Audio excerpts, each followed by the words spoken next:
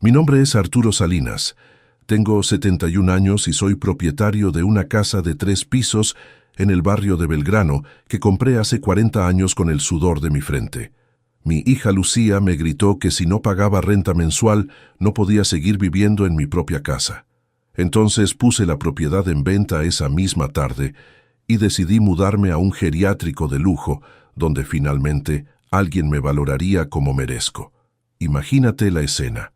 Un martes lluvioso de mayo, yo estaba en mi sillón favorito del living viendo las noticias después de almorzar, cuando Lucía llegó de trabajar con esa cara de pocos amigos que tenía últimamente. No me saludó, no me preguntó cómo había pasado el día. Directamente se plantó delante del televisor y me apagó el control remoto. «Papá, necesitamos hablar», me dijo con esa voz autoritaria que había desarrollado desde que se recibió de contadora y se creía la dueña del mundo. «Esto no puede seguir así. Vos vivís acá sin aportar un peso, sin hacer nada útil, ocupando espacio que nosotros necesitamos para nuestros hijos». Al principio pensé que era una de sus crisis pasajeras, de esas que le daban cuando tenía problemas en el trabajo o se peleaba con su marido Gustavo. Pero cuando siguió hablando me di cuenta de que esto era diferente. Esto era planificado, calculado, definitivo. «Papá», seguí diciéndome mientras caminaba por el living como si fuera un tribunal, «Gustavo y yo hemos estado hablando. Esta casa es muy grande para una sola persona. Nosotros tenemos 2 hijos que necesitan espacio para crecer. Vos ocupás el piso de arriba sin necesidad. Es un desperdicio de recursos». Pero aquí viene lo que Lucía nunca imaginó. Lo que ella no sabía es que esa casa que consideraba un desperdicio de recursos para un viejo como yo, en realidad valía más de $300,000 en el mercado inmobiliario actual. Y lo que tampoco sabía es que yo tenía los números telefónicos de 3 inmobiliarias importantes guardados en mi agenda desde hacía meses, por si algún día decidía vender. Esa noche, después de escuchar el ultimátum más cruel que puede recibir un padre de su propia hija, después de que me dijera que tenía 30 días para empezar a pagar alquiler o buscarme otro lugar donde vivir, tomé la decisión más liberadora de mis últimos 20 años. Al día siguiente, mientras Lucía y Gustavo trabajaban y mis nietos estaban en el colegio, hice las llamadas que cambiarían todo para siempre. Llamadas que convertirían su plan de cobrarme alquiler en mi propia casa en la mayor sorpresa que habían recibido jamás. Escuchá esta historia hasta el final y decime si hice bien o si fui demasiado duro. Contame también desde qué ciudad me estás siguiendo, porque necesito que entiendas cómo llegué a vivir esta situación antes de juzgar la decisión que tomé. Para entender todo lo que pasó, tengo que contarte quién soy realmente y cómo construí todo lo que mi hija ahora consideraba que podía administrar como si fuera suyo. Mi historia empieza hace 45 años, cuando llegué a Buenos Aires desde Tucumán con una mano atrás y otra adelante, pero con unas ganas de trabajar que ni te imaginas. Tenía 26 años, estaba recién casado con Rosa, que en paz descanse, y acababa de conseguir trabajo como mecánico en un taller de la zona norte. El sueldo era modesto, pero yo tenía un sueño que me quemaba por dentro: tener mi propia casa, mi propio techo, mi propio lugar en el mundo. Durante 10 años trabajé como un animal, de lunes a viernes en el taller, sábados y domingos arreglando autos particulares en mi casa. Rosa cosía ropa para afuera mientras cuidaba a Lucía, que había nacido cuando llevábamos 3 años en Buenos Aires. Cada peso que ganábamos tenía un destino: la cuota de la casa que estábamos pagando en Villa Urquiza. Era una casita modesta de 2 ambientes, pero era nuestra. Nuestro primer hogar propio. Lucía creció ahí hasta los 10 años, jugando en el patio pequeño, ayudándome a lavar los autos los fines de semana, escuchando las historias que Rosa le contaba mientras cosía en la máquina Singer que habíamos comprado a crédito. Pero yo tenía ambiciones más grandes. Veía las casas elegantes de Belgrano cuando iba a buscar repuestos al centro, y me decía que algún día mi familia iba a vivir en un barrio así. No por ostentación, sino porque quería darle a mi hija las mejores oportunidades posibles. Cuando Lucía cumplió 11 años, yo ya había logrado independizarme. Tenía mi propio taller mecánico con 3 empleados y una clientela fija que me recomendaba boca a boca. Los autos empezaban a complicarse más. Necesitaban técnicos especializados, y yo me había capacitado en todo: inyección electrónica, aire acondicionado, transmisiones automáticas. Rosa había dejado de coser para afuera y ahora manejaba la parte administrativa del taller. Llevaba las cuentas, atendía a los clientes, organizaba los turnos.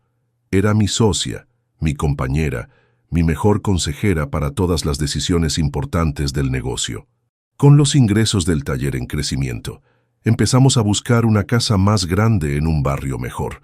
Queríamos que Lucía pudiera ir a un colegio privado, que tuviera su propio cuarto, que invitara amigas sin que el ruido del taller las molestara. Encontramos la casa de Belgrano en 1983. Era una construcción de los años 40, de 3 pisos, con jardín al frente y patio al fondo. Necesitaba algunas reformas, pero tenía una estructura sólida y estaba en una cuadra tranquila a pocas cuadras del colegio donde queríamos anotar a Lucía. La casa costaba una fortuna para nuestro presupuesto de entonces.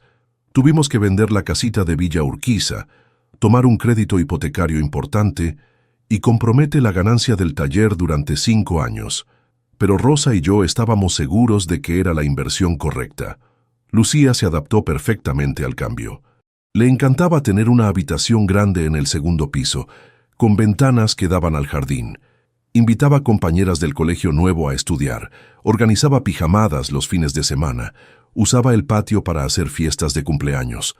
Rosa convirtió el tercer piso en su lugar especial. Tenía su taller de costura ahí, pero ahora cosía por placer, no por necesidad. Hacía vestidos para Lucía, cortinas para la casa, manteles para las fiestas familiares.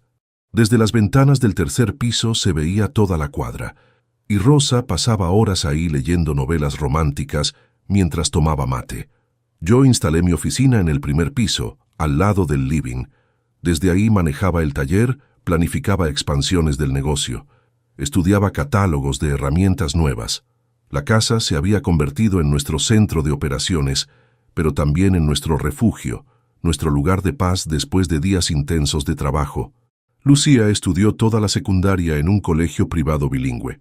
Era una alumna aplicada, responsable, con buenos modales y mejores notas. Rosa y yo estábamos orgullosos de la señorita que se había convertido nuestra nena. Tenía todo lo que nosotros no habíamos tenido: educación de calidad, casa propia, estabilidad económica, futuro asegurado. Cuando se graduó, Lucía quería estudiar contaduría en la Universidad de Buenos Aires. Rosa y yo la apoyamos completamente. Le pagamos todos los gastos universitarios, le compramos una computadora para estudiar, la ayudamos con todo lo que necesitaba para destacarse académicamente. Durante los 5 años de la carrera, Lucía siguió viviendo en casa. Tenía su cuarto, sus horarios, sus libertades. Nosotros respetábamos su independencia, pero disfrutábamos de tenerla cerca. Rosa le preparaba comidas especiales cuando tenía exámenes finales. Yo la llevaba y la traía de la facultad cuando el horario coincidía con mis actividades.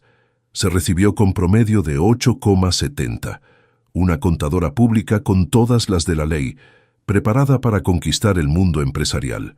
Rosa organizó una fiesta de graduación en casa con todos los familiares, amigos y compañeros de facultad. Fue una de las noches más felices de nuestras vidas, pero después de la graduación, Lucía empezó a cambiar. Consiguió trabajo en un estudio contable importante del centro y comenzó a relacionarse con gente de otro nivel socioeconómico. Compañeros que venían de familias profesionales, que hablaban de viajes al exterior, que tenían gustos más refinados que los nuestros. Al principio los cambios eran sutiles. Lucía empezó a criticar la decoración de la casa, que le parecía anticuada. Empezó a sugerir que compráramos muebles más modernos, que cambiáramos la vajilla, que renováramos el baño principal. No eran críticas maliciosas, pero se notaba que se había acostumbrado a otros estándares estéticos.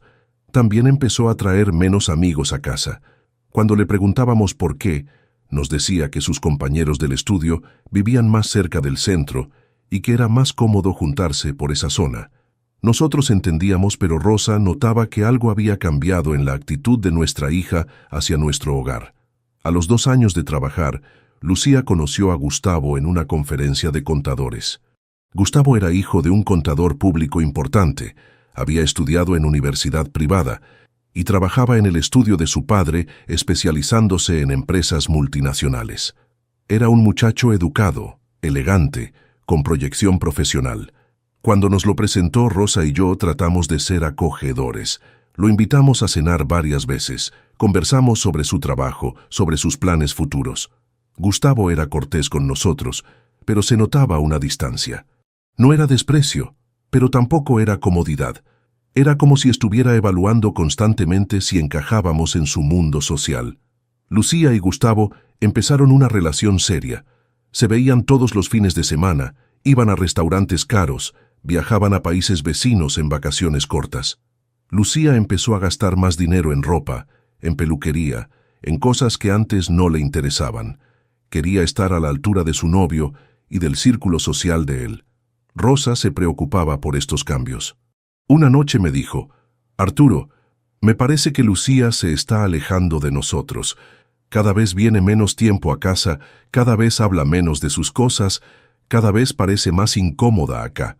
Le respondí que era normal, que todas las chicas jóvenes pasan por etapas de independización. Pero en el fondo yo también había notado la distancia creciente.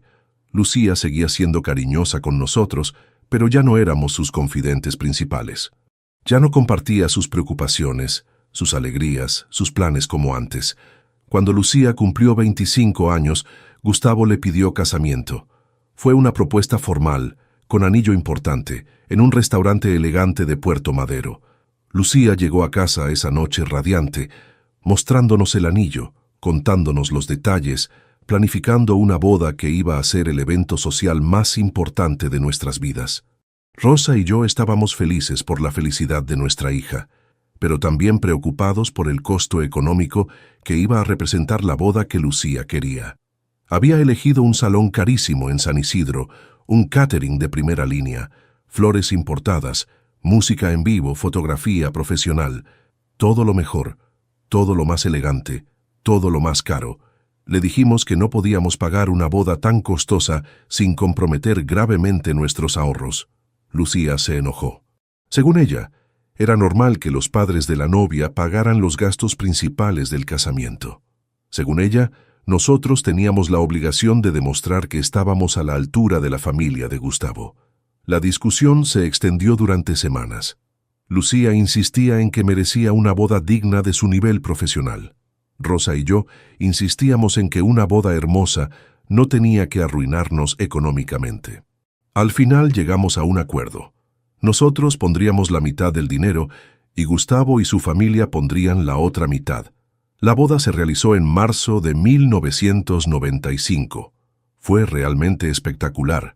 200 invitados, salón decorado con flores blancas y doradas, menú de 5 pasos, orquesta en vivo, fotografía que documentó cada momento de la ceremonia. Lucía estaba hermosa con un vestido que había costado una pequeña fortuna, pero que la hacía verse como una princesa. Durante la fiesta, Rosa y yo nos sentimos un poco fuera de lugar. Los invitados de la familia de Gustavo hablaban de cosas que nosotros no conocíamos: viajes a Europa, inversiones bursátiles, propiedades en countries, colegios privados exclusivos. Éramos corteses, pero notábamos que para ellos éramos los padres trabajadores de la novia, respetables, pero no exactamente iguales. Después de la luna de miel en Europa, Lucía y Gustavo se mudaron a un departamento en Palermo que habían comprado entre los dos. Era un lugar moderno, bien ubicado, amueblado con gusto contemporáneo. Rosa y yo los visitamos algunas veces, pero se notaba que preferían que las reuniones familiares fueran en nuestra casa. Al principio pensamos que era lógico. Nuestra casa era más grande, tenía jardín, era más cómoda para recibir gente. Pero con el tiempo nos dimos cuenta de que había otra razón. Lucía y Gustavo querían mantener cierta distancia entre su vida social nueva y su familia de origen. Durante los primeros años de matrimonio, las visitas de Lucía se fueron espaciando. Antes venía todas las semanas, después cada 15 días, después una vez por mes. Cuando la cuestionábamos, nos decía que estaba muy ocupada con el trabajo, con los compromisos sociales, con la vida de casada que requería mucha organización. Rosa empezó a enfermarse cuando Lucía llevaba 3 años de casada. Al principio fueron síntomas menores, cansancio, dolores de cabeza, pérdida de apetito, pero después aparecieron síntomas más preocupantes, pérdida de peso, dificultades para dormir, episodios de confusión mental. Los médicos tardaron meses en llegar al diagnóstico. Alzheimer temprano. Rosa tenía apenas 58 años, pero la enfermedad había empezado a atacar su memoria y sus funciones cognitivas de manera acelerada. Era una noticia devastadora para todos nosotros. Lucía reaccionó al diagnóstico con una mezcla de dolor y negación. Venía a visitarnos más seguido, trataba de conversar con Rosa como si nada hubiera cambiado, se enojaba cuando Rosa no recordaba conversaciones que habían tenido el día anterior. Era difícil para ella aceptar que su madre se estaba perdiendo gradualmente. Yo me convertí en el cuidador principal de Rosa. Organicé mi trabajo en el taller para poder estar más tiempo en casa. Contraté empleados de confianza para que manejaran las operaciones diarias. Transformé nuestro dormitorio en el primer piso para que Rosa no tuviera que subir escaleras. Durante 5 años, cuidé a Rosa las 24 horas del día. Le daba los medicamentos, la acompañaba a todas las consultas médicas, la ayudaba a bañarse cuando ya no podía hacerlo sola, le leía libros cuando ya no podía concentrarse para leer. Fueron los años más difíciles de mi vida, pero también los más llenos de amor. Lucía ayudaba cuando podía, pero su ayuda era limitada. Venía los domingos, se quedaba unas horas, conversaba con Rosa, aunque Rosa ya no la reconociera completamente. Pero el peso real del cuidado recaía sobre mí. Gustavo casi no aparecía, y cuando venía se quedaba en el jardín porque le incomodaba ver a Rosa en esa situación. Rosa murió un martes de otoño del año 2005. Murió en paz, en nuestra cama, tomándome la mano, susurrando palabras que yo ya no entendía, pero que sonaban como declaraciones de amor. Había sido mi compañera durante 35 años, mi socia en el negocio, mi cómplice en todos los sueños que habíamos construido juntos. El funeral fue multitudinario. Vinieron todos los clientes del taller, todos los vecinos del barrio, todos los familiares de Tucumán, todos los amigos que Rosa había hecho durante décadas de vida en Buenos Aires. Lucía organizó una ceremonia hermosa en la iglesia del barrio, con flores blancas, que eran las favoritas de Rosa. Después del funeral, me quedé solo en la casa de 3 pisos que había sido nuestro hogar durante 22 años. El silencio era ensordecedor. Cada rincón tenía recuerdos de Rosa. La cocina donde preparaba sus comidas especiales, el jardín donde cultivaba sus plantas, el living donde tejía mientras miraba telenovelas. Lucía se preocupó por mi soledad. Me sugirió que vendiera la casa y me mudara a un departamento más chico, más fácil de mantener. Pero yo no quería irme. Esa casa tenía toda mi historia, todos mis recuerdos, todos los momentos importantes de mi vida. Además, seguía manejando el taller desde la oficina del primer piso. Durante los siguientes años, Lucía y Gustavo tuvieron 2 hijos, Joaquín y Esperanza. Yo me convertí en un abuelo dedicado que disfrutaba cada minuto que pasaba con mis nietos. Los llevaba al parque, les compraba juguetes, les contaba historias sobre su abuela Rosa, que ellos no habían llegado a conocer. Pero también noté que Lucía empezaba a ver mi casa con otros ojos. Cuando venía con los chicos, hacía comentarios sobre el espacio desperdiciado. Decía que era una lástima que una casa tan grande fuera ocupada por una sola persona. Insinuaba que yo podría aprovechar mejor la propiedad si la compartiera o si la reorganizara. Al principio pensé que eran comentarios inocentes, pero con el tiempo me di cuenta de que Lucía tenía un plan. Ella y Gustavo estaban empezando a sentirse apretados en su departamento de Palermo. Los chicos necesitaban más espacio, ellos querían una casa con jardín, y mi propiedad de Belgrano era exactamente lo que estaban buscando. Las insinuaciones se convirtieron en sugerencias directas hace 3 años, cuando Joaquín cumplió 8 años y Esperanza tenía 5. Lucía me planteó la posibilidad de que ellos se mudaran a mi casa temporalmente, mientras buscaban una propiedad propia más grande. «Papá», me dijo una tarde después de que los chicos habían jugado todo el día en mi jardín, «¿no te parece que sería bueno que viviéramos juntos por un tiempo? Los chicos te adoran, vos necesitas compañía y nosotros necesitamos más espacio. Podríamos probar durante unos meses a ver cómo nos va». La propuesta me tentaba por el lado emocional. Extrañaba tener vida familiar en la casa. Extrañaba escuchar voces de niños. Extrañaba la sensación de hogar compartido. Pero por el lado práctico, tenía mis dudas. Había vivido solo durante 5 años y me había acostumbrado a mis rutinas, mis horarios, mis espacios personales. Gustavo apoyó la idea con entusiasmo. Según él, era una solución perfecta para todos. Yo tendría compañía familiar, ellos tendrían más espacio, los chicos tendrían jardín y una relación más cercana con su abuelo. Además, podríamos dividir gastos de mantenimiento, lo cual era beneficioso para mi economía de jubilado. Después de pensarlo durante semanas, acepté la propuesta. Lucía y Gustavo vendieron su departamento de Palermo y se mudaron a mi casa en enero del año 2020. Ellos ocuparon el segundo piso completo. Los chicos se instalaron en 2 habitaciones del primer piso y yo me quedé con mi dormitorio principal y la oficina. Los primeros meses fueron hermosos. La casa volvió a tener vida, ruido, movimiento constante. Los chicos corrían por los pasillos, jugaban en el jardín, llenaban todos los ambientes con sus risas y sus travesuras. Yo redescubrí la alegría de ser abuelo presente, de participar en la rutina diaria de mis nietos. Lucía cocinaba para todos, organizaba las actividades familiares, se ocupaba de que la casa funcionara como un hogar integrado. Gustavo ayudaba con las tareas de mantenimiento, arreglaba cosas que yo ya no podía arreglar solo, se ocupaba de los temas administrativos complicados, pero gradualmente empezaron a aparecer las fricciones. Lucía comenzó a tomar decisiones sobre la casa como si fuera la dueña. Cambió la decoración del living sin consultarme, reorganizó la cocina según sus preferencias, estableció reglas de funcionamiento que yo no había acordado. También empezó a cuestionar mis gastos personales. Si yo compraba algo que ella consideraba innecesario, me hacía comentarios sobre la importancia de ahorrar para los gastos de la casa. Si yo salía a comer con amigos, me recordaba que había que ser responsable con el dinero porque ahora éramos una familia numerosa. Gustavo desarrolló una actitud similar. Empezó a manejar las cuentas de servicios como si fuera el jefe de familia.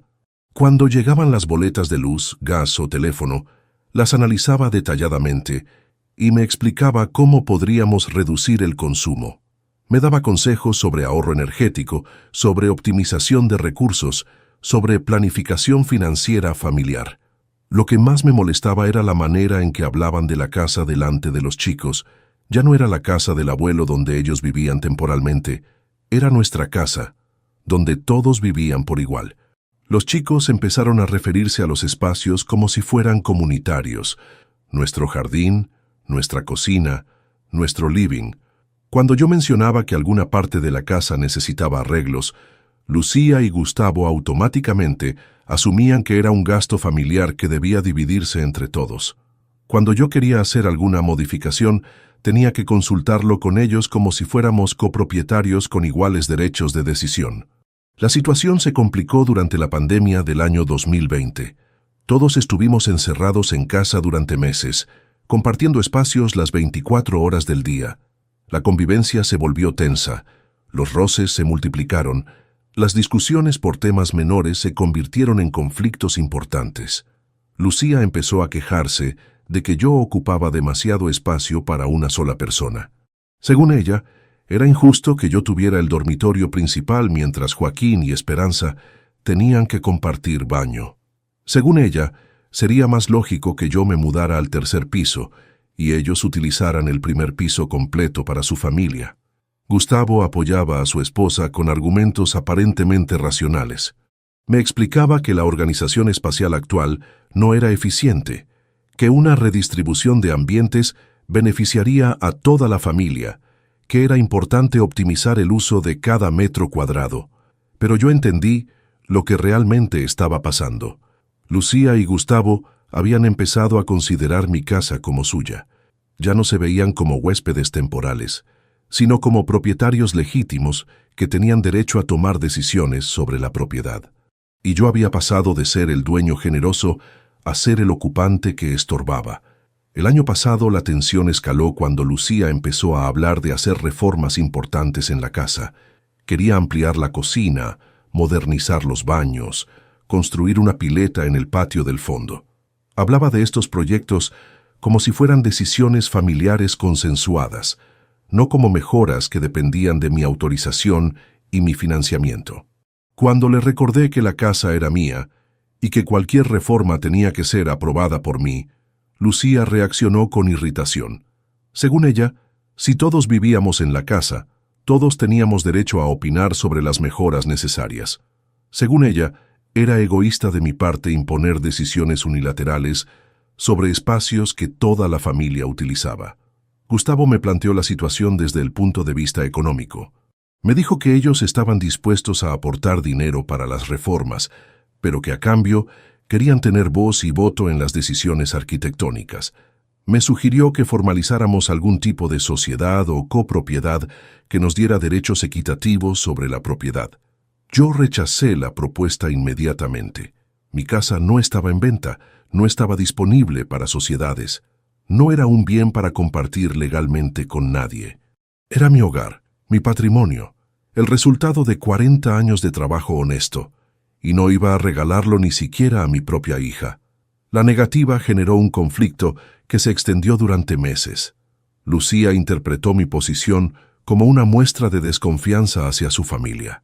Gustavo la interpretó como una actitud anticuada e injusta hacia las nuevas dinámicas familiares. Los chicos no entendían por qué los adultos discutían tanto por temas que a ellos no les importaban. La situación se volvió insostenible este año, cuando Lucía empezó a presionarme para que contribuyera económicamente con los gastos familiares de manera más sistemática. Ya no le alcanzaba con que yo pagara los servicios básicos de la casa. Ahora quería que pagara parte de la comida, parte de la vestimenta de los chicos, parte de las actividades extracurriculares, parte de los gastos médicos. Su argumento era que si yo vivía como parte de la familia, tenía que aportar como parte de la familia. Que era injusto, que ellos cargaran con todos los gastos mientras yo disfrutaba de los beneficios de la vida familiar sin responsabilidades proporcionales. Le expliqué que mi aporte principal era permitir que vivieran gratis en una casa que en el mercado inmobiliario se alquilaba por lo menos $3,000 mensuales. Le dije que ese era mi regalo para la familia, mi manera de ayudar a mis nietos, mi contribución a su bienestar económico. Pero Lucía no veía las cosas de esa manera. Para ella, vivir en mi casa ya no era un privilegio, sino un derecho adquirido. Para ella, mi propiedad se había convertido en el hogar familiar que todos compartían por igual. Para ella, yo era simplemente otro miembro de la familia que tenía que aportar su cuota parte como cualquier otro. El conflicto llegó al punto de ruptura el martes de mayo que te conté al principio. Lucía llegó del trabajo con una calculadora y una planilla de gastos detallada. Se sentó en mi mesa de la cocina y me mostró números que supuestamente demostraban cuánto dinero gastaba la familia mensualmente. «Papá», me dijo con esa voz de contadora que usaba cuando quería sonar profesional y autoritaria, hice los cálculos exactos de todos nuestros gastos familiares. Entre comida, servicios, mantenimiento, ropa y gastos varios, esta familia gasta 4,500 pesos mensuales. Dividido entre 5 personas, vos tenés que aportar 900 pesos por mes. ¿900 pesos por qué?, le pregunté. Por vivir acá, papá, por formar parte de esta familia, por ocupar espacios, consumir recursos y beneficiarte de todo lo que hacemos para mantener esta casa funcionando. Lucía, le respondí tratando de mantener la calma, esta es mi casa. Yo no tengo que pagar alquiler para vivir en mi propia propiedad. Pero su respuesta fue la frase que cambió todo para siempre. Si no pagás, aquí no vivís. Es así de simple, papá. O contribuís como corresponde, o te buscás otro lugar donde vivir. Nosotros no podemos seguir manteniendo a alguien que no aporta nada. En ese momento entendí que mi hija había cruzado una línea que no tenía vuelta atrás. Ya no me veía como su padre que les había dado un hogar. Me veía como un inquilino moroso que se aprovechaba de su generosidad. Ya no respetaba mi propiedad como mía. La consideraba un recurso familiar que ella tenía derecho a administrar. Esa noche no pude dormir. Caminé por toda la casa recordando cada rincón, cada momento importante que había vivido ahí con Rosa, cada sacrificio que habíamos hecho para comprar esa propiedad, y me di cuenta de que ya no era mi hogar. Se había convertido en el escenario de una lucha de poder que yo estaba perdiendo día a día. Al día siguiente, mientras Lucía trabajaba, Gustavo llevaba a los chicos al colegio, y la casa quedaba vacía. Saqué mi agenda telefónica y busqué los números que había guardado meses atrás. Era hora de recuperar el control de mi vida, aunque eso significara perder la compañía familiar que tanto había valorado. La primera llamada fue a la inmobiliaria Martínez y Asociados, que se especializa en propiedades de Belgrano. Buenos días, habla Arturo Salinas. Tengo una casa de 3 pisos en la calle Echeverría que quiero poner en venta inmediatamente. ¿Inmediatamente?, me preguntó la empleada. Señor Salinas, la venta de una propiedad es un proceso que lleva tiempo. Primero tenemos que tasarla, después fotografiarla, después promocionarla. Escúcheme bien, la interrumpí. Quiero que vengan hoy mismo a tasar la propiedad. Quiero que mañana esté publicada en todos los portales inmobiliarios. Y quiero que en una semana tengamos compradores serios mirando la casa. Estoy dispuesto a vender por debajo del precio de mercado si eso acelera la operación. ¿Puedo preguntarle por qué tanta urgencia? Porque quiero mudarme a un geriátrico de lujo y necesito el dinero de la venta para financiar mi nueva vida. Y porque estoy cansado de vivir con gente que no valora lo que tiene. Esa misma tarde vino el tasador. Era un hombre joven, eficiente, que recorrió toda la casa midiendo ambientes, evaluando el estado de la construcción, calculando el valor de mercado según la zona y las características del inmueble. Señor Salinas, me dijo cuando terminó la evaluación, esta propiedad está valuada en $320,000. Es una casa excepcional, en una ubicación premium. Si la ponemos en el mercado al precio correcto, va a venderse rápidamente. ¿Cuánto tiempo calcula que tardará en venderse? Con el precio correcto, entre 30 y 60 días. Pero si usted está dispuesto a bajar el precio un 10%, podríamos venderla en 2 semanas. Perfecto. Publíquenla a $290,000. Quiero que se venda lo antes posible. Al día siguiente, miércoles por la mañana, la casa ya estaba publicada en todos los portales inmobiliarios más importantes. Las fotos mostraban cada ambiente, cada detalle, cada rincón que Rosa y yo habíamos cuidado durante décadas. La descripción destacaba la ubicación, la construcción sólida, las posibilidades de uso comercial o residencial. Mientras tanto, yo había empezado a investigar geriátricos de alta categoría en la zona norte. No cualquier geriátrico, lugares exclusivos, con servicios hoteleros, con atención médica de primera calidad, con actividades recreativas variadas, lugares donde pudiera vivir con dignidad y comodidad sin depender de la voluntad cambiante de mi familia. Encontré 3 opciones que me interesaron. El primero era en San Isidro, con vista al río, habitaciones tipo suite, restaurante interno, spa, biblioteca, salón de juegos. El segundo estaba en Martínez, especializado en residentes independientes, con departamentos individuales, servicio de limpieza, comidas opcionales, actividades culturales. El tercero quedaba en Olivos, con parque de 5 hectáreas, pileta climatizada, consultorio médico interno, servicio de enfermería las 24 horas. Los 3 eran caros, pero no prohibitivos para alguien que iba a vender una propiedad de $300,000. Y los 3 ofrecían algo que mi propia casa ya no me daba: respeto, tranquilidad, valoración personal. El jueves por la mañana llegó la primera consulta seria. Una pareja joven con 2 hijos pequeños que buscaba una casa grande en Belgrano para mudarse desde San Telmo. Habían visto la publicación online y querían visitarla ese mismo día. Coordiné la visita para las 2 de la tarde, cuando Lucía y Gustavo estuvieran trabajando y los chicos estuvieran en el colegio. No quería explicaciones incómodas ni interferencias emocionales. Quería mostrar la casa como lo que era: una propiedad en venta, no un hogar familiar en conflicto. Los compradores potenciales quedaron encantados. Recorrieron los 3 pisos, evaluaron cada ambiente, se imaginaron viviendo ahí con sus hijos. La mujer se enamoró de la cocina amplia y el jardín con árboles frutales. El hombre calculó las posibilidades de usar el 3er piso como oficina. Nos interesa mucho, me dijeron antes de irse. Vamos a consultar con nuestro banco para el financiamiento y le damos una respuesta en 2 días. El viernes llegaron 2 consultas más. Una pareja de profesionales sin hijos que querían la casa para usar como oficina en la planta baja y vivienda en los pisos superiores. Y un inversor que pensaba dividir la propiedad en 3 departamentos independientes para alquilar. Ninguna de estas visitas fue detectada por Lucía o Gustavo. Ellos seguían con sus rutinas normales, trabajando durante el día, volviendo a casa por la noche, cenando en familia como si nada hubiera cambiado. No tenían idea de que su hogar adoptivo estaba siendo evaluado por compradores potenciales. El sábado por la mañana, mientras desayunábamos todos juntos, Lucía me preguntó si había pensado en su propuesta sobre el pago mensual. Me dijo que había preparado un contrato simple, donde yo me comprometía a aportar 900 pesos mensuales para gastos familiares a cambio de seguir viviendo en la casa. Papá me dijo mostrándome un papel que había preparado en su computadora: esto formaliza nuestra nueva convivencia. Es justo para todos y evita malentendidos futuros. Solo tenés que firmarlo y empezamos a aplicarlo desde el mes que viene. Leí el contrato que había preparado.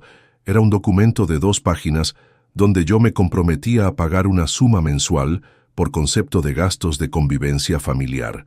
También incluía cláusulas sobre el uso de espacios comunes, sobre responsabilidades domésticas, sobre decisiones familiares que me afectaban.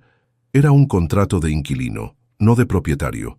Era un documento que me convertía oficialmente en un huésped pago en mi propia casa. Era la formalización legal de la pérdida de autoridad que había empezado meses atrás. «Lucía», le dije devolviéndole el papel sin firmar, «no voy a firmar este contrato. Pero tenés razón en que necesitamos formalizar nuestra situación. Yo también preparé algunos papeles que te van a interesar». «¿Qué papeles?», me preguntó con curiosidad. «Papeles de venta de la casa. Esta propiedad se vende. Ya está publicada en las inmobiliarias y ya tenemos compradores interesados». El silencio que siguió a mi anuncio fue total. Gustavo dejó de masticar el tostado que estaba comiendo. Joaquín y Esperanza me miraron sin entender qué significaba lo que acababa de decir. Lucía se quedó con la boca abierta durante varios segundos antes de reaccionar. «¿Qué dijiste?», me preguntó con una voz que no reconocí. «Que vendí la casa, que en pocas semanas vamos a escriturar con los nuevos propietarios, que ustedes tienen tiempo suficiente para buscar un lugar donde vivir, y que yo me voy a mudar a un geriátrico donde me van a tratar con el respeto que merezco». «Papá, ¿estás loco? No podés vender la casa sin consultarnos. Nosotros vivimos acá. Tenemos derechos». «¿Qué derechos?», le pregunté. «Esta casa está escriturada a mi nombre. Yo soy el único propietario legal. Puedo venderla cuando quiera y a quien quiera sin consultar con nadie. Pero nosotros hicimos mejoras, invertimos dinero, organizamos nuestras vidas pensando que íbamos a vivir acá permanentemente. Ustedes vinieron acá como huéspedes temporales. Nunca hablamos de permanencia, y las mejoras que hicieron fueron para su propio beneficio, no para aumentar el valor de mi propiedad». Gustavo intervino con esa voz de abogado que usaba cuando quería sonar autoritario.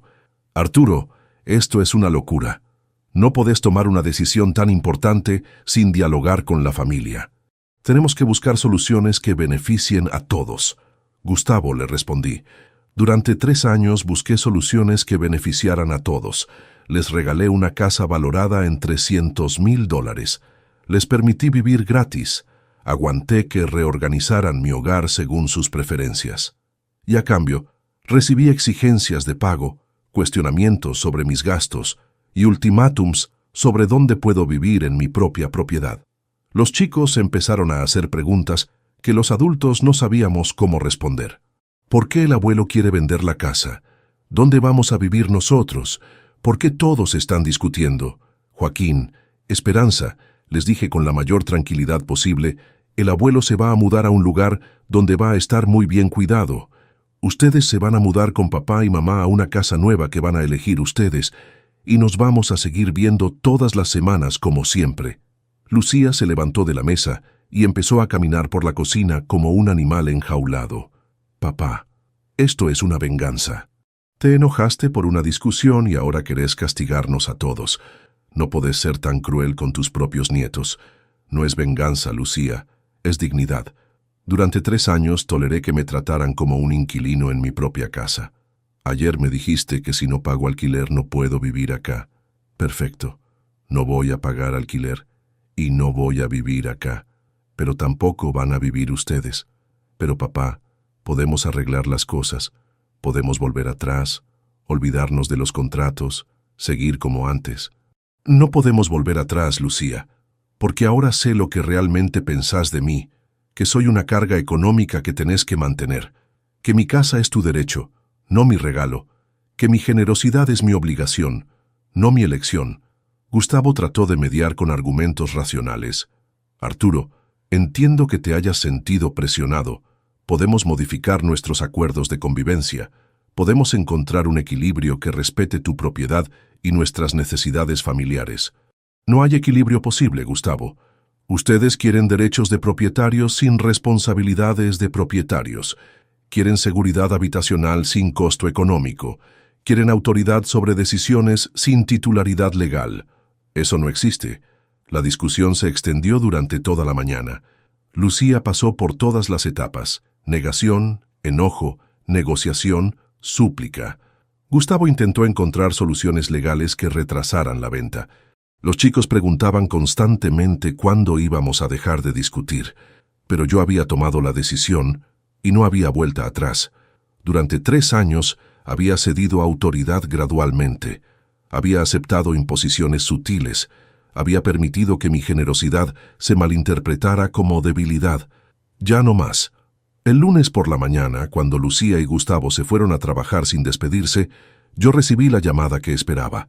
Era la pareja joven que había visitado la casa el jueves. Señor Salinas, habla Roberto Méndez. Mi esposa y yo queremos comprar su casa. El banco nos aprobó el crédito hipotecario. ¿Podríamos reunirnos esta semana para firmar el boleto de compraventa? Por supuesto. ¿Cuándo quieren escriturar? El banco dice que en 15 días puede estar todo listo. Nosotros podemos adelantar el 30% del precio total como seña. Perfecto. Vengan mañana a las 10 de la mañana con toda la documentación. Esa tarde visité el geriátrico de San Isidro, que más me había gustado. Era un lugar realmente excepcional. Habitaciones amplias con vista al río, restaurante con chef profesional, biblioteca con más de 5.000 libros, sala de gimnasia, consultorio médico, servicio de limpieza diario. La directora me mostró la habitación que estaría disponible. Una suite de 40 metros cuadrados con dormitorio, living, baño privado y balcón con vista panorámica. Los muebles eran elegantes. La decoración era sobria pero cálida. La sensación era de hotel de lujo más que de institución geriátrica. ¿Cuándo podría mudarse?, me preguntó. En 2 semanas. Estoy vendiendo mi casa y necesito un lugar donde vivir con tranquilidad y comodidad. Perfecto. Le voy a preparar toda la documentación. El costo mensual incluye habitación, 3 comidas diarias, servicio de limpieza, atención médica básica y todas las actividades recreativas. Usted solo tiene que traer su ropa personal y los objetos que quiera conservar. Esa noche, cuando llegué a casa después de la visita al geriátrico, encontré a Lucía esperándome en el living. Tenía cara de haber llorado, pero también una expresión determinada que no le había visto en años. «Papá», me dijo sin levantarse del sillón, «pasé todo el día pensando en lo que hablamos ayer, y creo que tenés razón». «¿En qué?» «En que te tratamos mal, en que no valoramos lo que hiciste por nosotros, en que nos acostumbramos a vivir cómodamente sin reconocer que era gracias a tu generosidad. ¿Y ahora qué querés? Quiero pedirte perdón. Quiero que me des una oportunidad de ser la hija que mereces. Quiero que canceles la venta y que empecemos de nuevo con respeto mutuo». «Lucía», le respondí sentándome en el sillón de enfrente, «tu pedido de perdón me emociona, pero llegó demasiado tarde. Mañana firmo el boleto de compraventa. En 2 semanas me mudo al geriátrico. La decisión es definitiva. Papá, por favor, prométeme que podemos arreglar las cosas, que no vas a destruir nuestra familia por un malentendido. No es un malentendido, Lucía. Es la consecuencia natural de años de falta de respeto acumulada. Ayer me dijiste que si no pago alquiler no puedo vivir acá.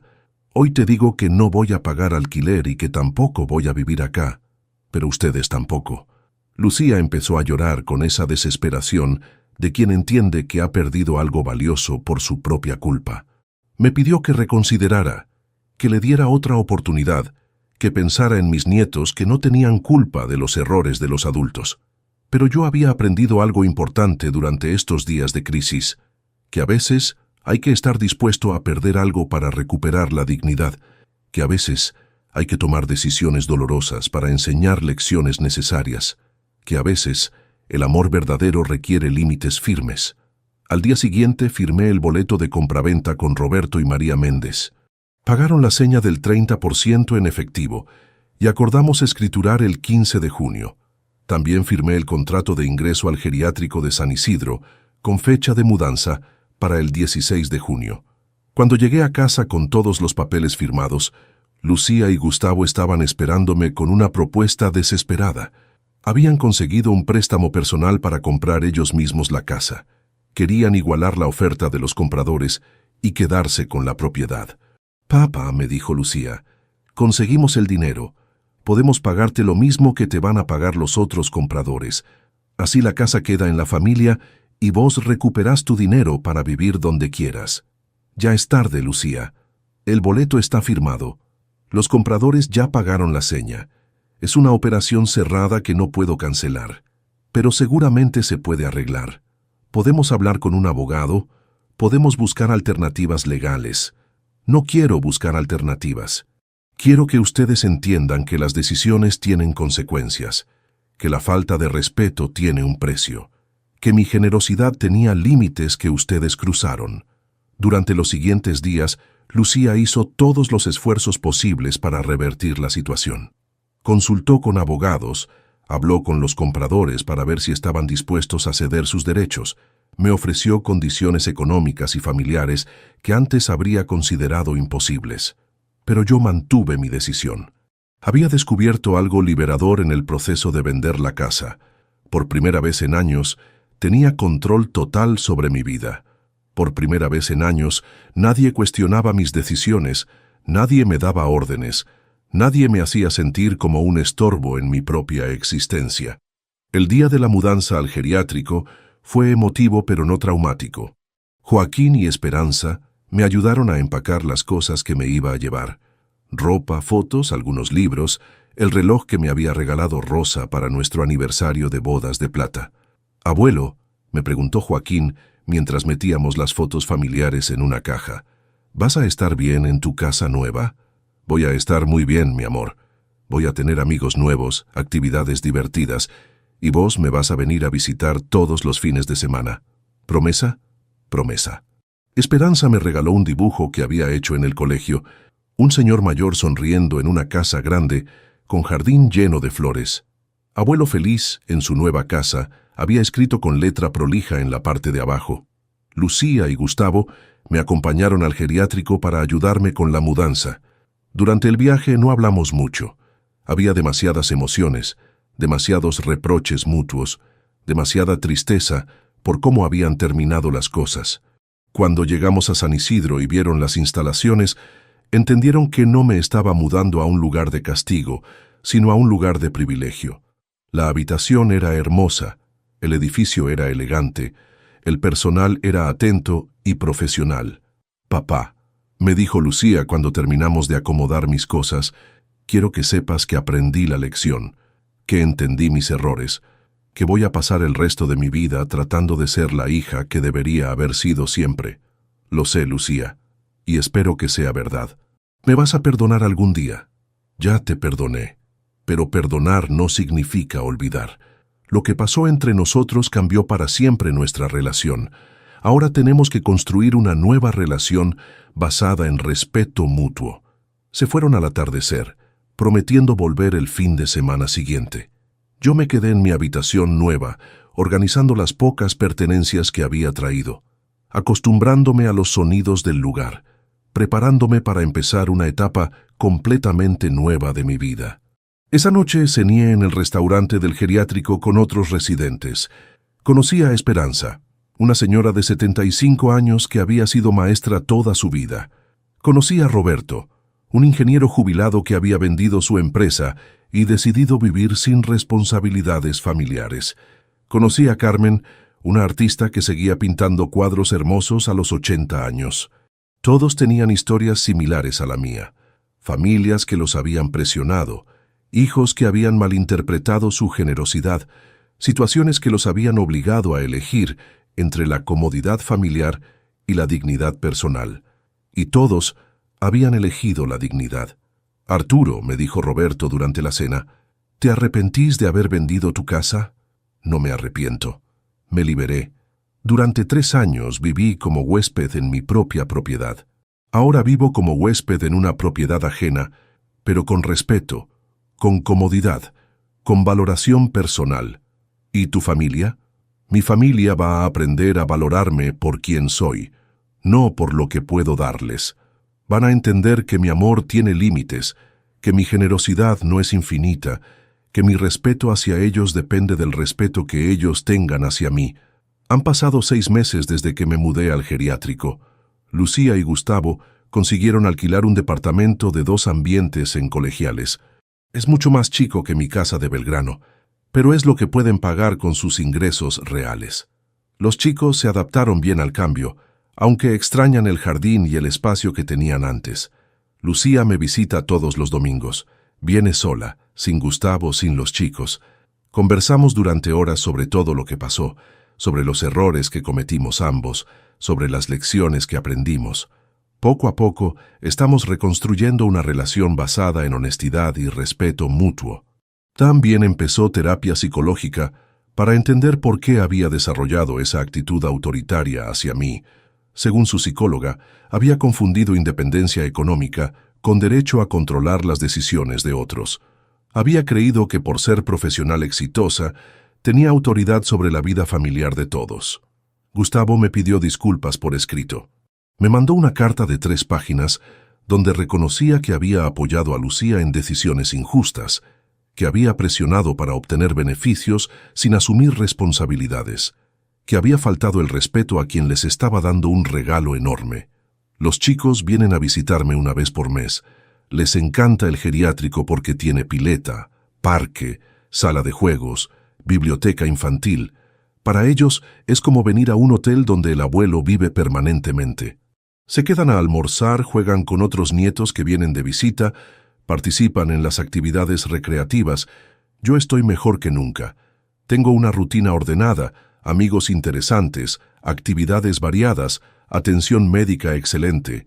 Leo mucho, juego al truco con Roberto, ayudo a Carmen a organizar exposiciones de arte, participo en conferencias sobre temas que me interesan, pero lo más importante es que recuperé algo que había perdido sin darme cuenta: mi autoestima. Durante 3 años me había acostumbrado a ser tratado como un estorbo, como un dependiente, como alguien que molestaba más de lo que aportaba. Ahora soy tratado como una persona valiosa, interesante, digna de respeto y consideración. ¿Me arrepiento de haber vendido la casa? No, fue la decisión más liberadora que tomé en los últimos años. Me permitió recuperar el control sobre mi vida, enseñarle límites a mi familia y demostrarme a mí mismo que valgo más que las comodidades materiales que puedo ofrecer.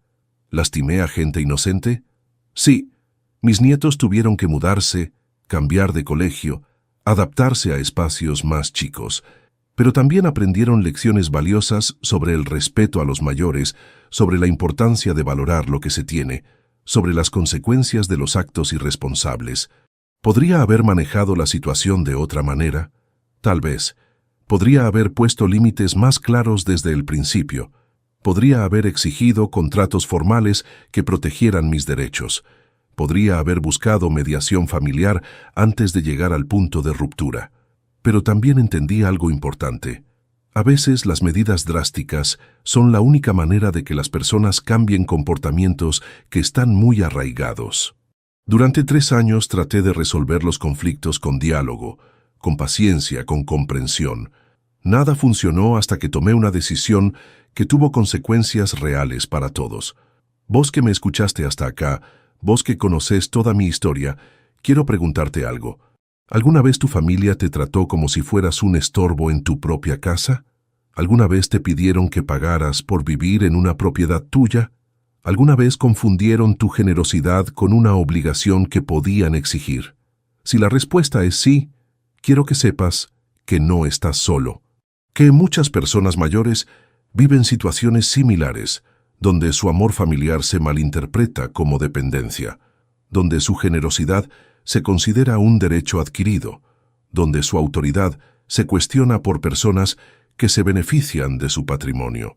Mi consejo, después de todo lo que viví, es que pongas límites claros desde el principio, que no permitas que nadie, ni siquiera tu familia, confunda tu amor con debilidad, que mantengas siempre el control sobre tus decisiones, tu patrimonio, tu vida, y si ya estás en una situación como la que yo viví, te animo a que tomes las medidas necesarias para recuperar tu dignidad.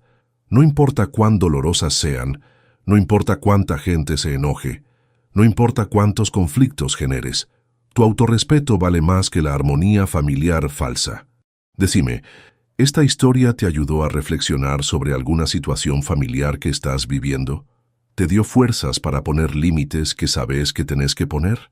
¿Te animó a valorar tu propia dignidad por encima de las expectativas familiares? Contame también desde qué ciudad me estás escuchando, porque me gusta saber que hay gente en todo el país que entiende que el amor verdadero incluye respeto, que la familia que te quiere de verdad no te trata como un estorbo y que nadie tiene derecho a hacerte sentir mal en tu propia casa. Y recordá siempre esto: tu casa es tu refugio, no tu prisión. Tu familia debe ser tu apoyo, no tu carga, y tu generosidad debe ser valorada, no explotada. Al final del día, lo que importa no es el tamaño de la casa donde vivís, sino el respeto con que te tratan en esa casa. Lo que importa no es la cantidad de familia que tenés cerca, sino la calidad del amor que esa familia te demuestra.